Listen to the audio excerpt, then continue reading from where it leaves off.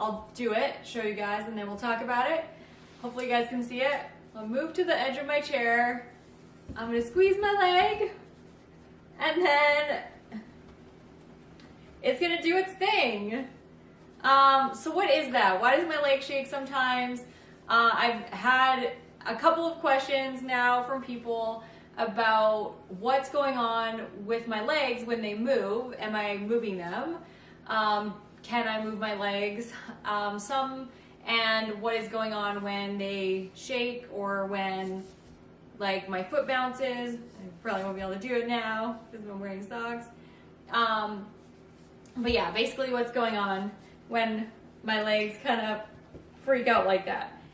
And what is happening when that happens is something called spasticity, which is essentially intact reflexes that are still functional in your spinal cord below your level of injury and that control your muscles still, but that aren't attached to your brain anymore. So your brain can no longer override the reflexes and they're just sort of like having a mind of their own and working on their own.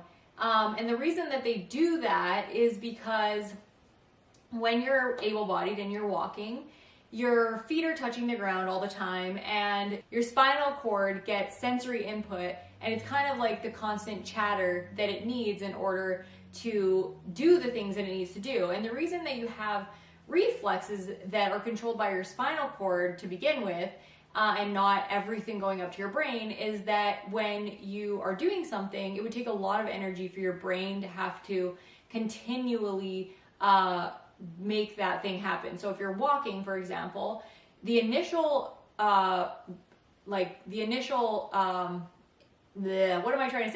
the initial thing to get you to walk, like the initial input to get you to walk has to come from your brain. But then once you start walking, it's just a reflex loop from your feet or your legs, all the muscles in your legs that allow you to walk, to your spinal cord. And it's just like a loop that goes on and on and on until you stop walking.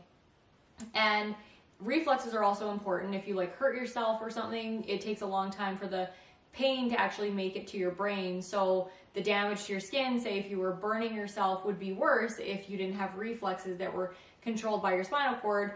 It just immediately allows you to like lift up your foot or move your hand or do whatever you need to do. And then your brain will process that there was some pain there